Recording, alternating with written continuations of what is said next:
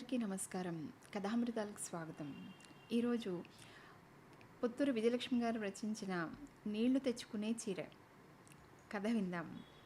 School వదిలేశారు. గోడలు కంటించిన cinema పోస్టర్లు చూసుకుంటూ ఇంటికి వస్తున్నాను. వసంత పిన్ని వాకిట్లో నిలబడి ఉంది. పాప, కొంచెం ఇటు వస్తావా అని అడిగింది.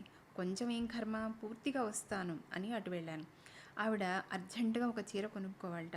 కొంచెం మీ అమ్మతో చెప్పి నాకు సాయం వస్తావా అని అడిగింది. ఇప్పుడే వస్తానని చెప్పి పరుగున ఇంటికి వెళ్ళాను. అమ్మతో విషయం చెప్పాను. సరే వెళ్ళు, ఆరిందారి గోవిందమ్మలాగా పుట్ట మీదివి పురం మీదివి కబుర్లు చెప్పకు. ఆవిడ అడిగిన దానికి సమాధానం చెప్పి ఊరుకో.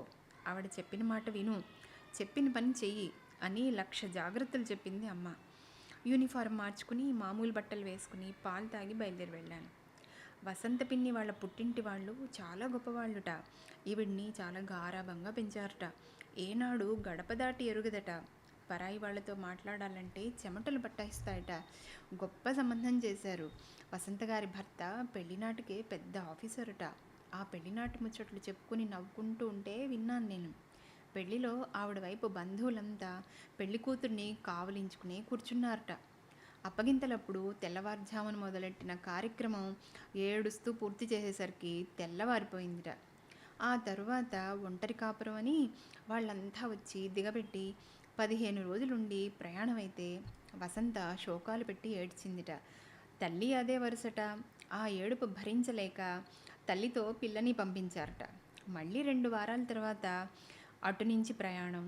పిల్ల ఏడుస్తుంటే తల్లి ఏడ్చి వెంట వచ్చిందట. 15 రోజుల తర్వాత ఏడుస్తూ తల్లి ప్రయాణం అయితే పిల్ల ఏడుపు మొదలెట్టిందిట. తల్లి పిల్ల వెళ్ళిపోయారు. ఈ శోకభారతంతో విసిగిపోయిన వసంత భర్త, ఇట్లా ఏడ్చి మొత్తుకునేటట్లయితే మీ అమ్మాయిని మీ ఇంట్లోనే అట్ట పెట్టేసుకోండి, నా ఏడుపేదో నేను ఏడుస్తాను అన్నట్ట. దాంతో ఠారెత్తి ఏడుపు ఆపి పిల్లని కాపురానికి దిగబెట్టారట. వాళ్ళు మాకు దూరపు బంధువులట.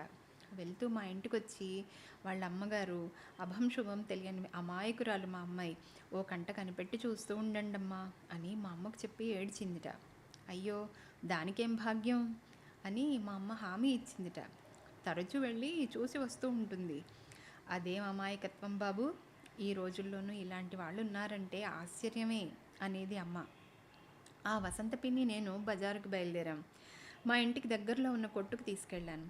నన్ను ఆదరంగా పలుకరించి కుశల ప్రశ్నలు వేశారు కొట్టువాళ్ళు. అంతా బాగానే ఉన్నాం. ఇదిగో మా పిన్ని గారు, మంచి చీరలు చూపించండి, ధర కూడా ఖచ్చితంగా చెప్పాలి అన్నారు గంభీరంగా. వాళ్ళు చీరలు చూపించడం మొదలుపెట్టారు. పట్టు చీరలు, జరీ చీరలు, సిల్కు చీరలు కళ్ళు చెదిరేలా ఉన్నాయి. ఇవి కాదండి, నాకు నీళ్లు తెచ్చుకునే చీర కావాలి అంది వసంత పిన్ని భయం భయంగా. వాళ్ళు అయోమయంగా చూసి, ఓ దానికేం అని ఇంకొన్ని చీరలు ముందు పడేశారు. అయ్యో, ఇవన్నీ కాదండి, నాకు నీళ్లు తెచ్చుకునే చీర కావాలి అంది పిన్ని దీనంగా. వాళ్ళు చేతులు ఎత్తేశారు. పోన్లే పిన్ని, ఇంకో చోటుకి వెళ్దాం పదా అన్నాను. ఇద్దరం పక్క షాప్కి వెళ్ళాం. అక్కడ ఇదే గొడవ. అలా 4 షాపులు తిరిగి రిక్షా కట్టుకుని కొత్తపేట వెళ్ళాం. నీళ్లు తెచ్చుకునే చీరలు ఉన్నాయా అండి అని అడిగాను ముందు జాగ్రత్తగా. ఉన్నాయి రండి అన్నాడు షాపువాడు.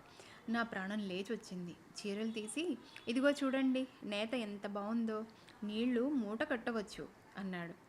ఆహా, ఇది కాదండి, నీళ్లు తెచ్చుకునే చీర అంది వసంత పిన్ని.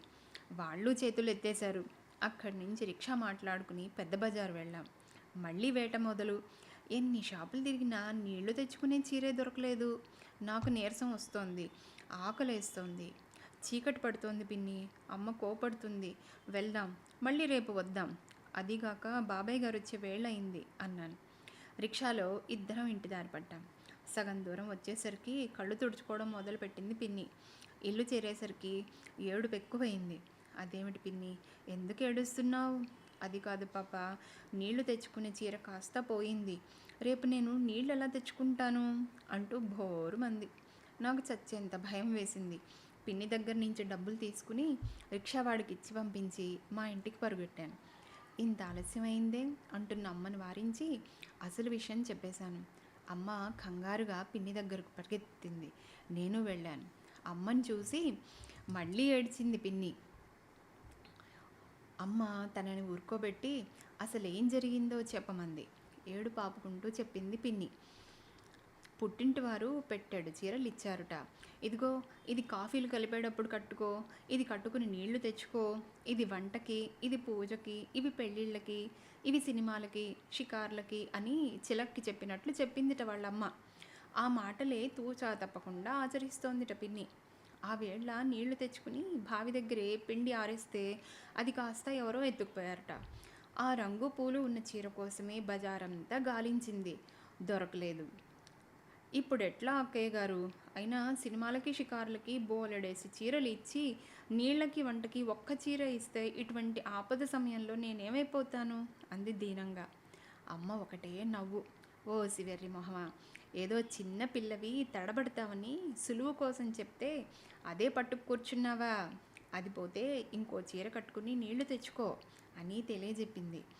ఇంటికి వస్తూ ఆడపిల్లల్ని మరీ ఇంత అమాయకంగా పెంచకూడదు. గారాబం చేసినా లోకజ్ఞానం కూడా ఉండేలా జాగ్రత్త పడాలి అంది అమ్మ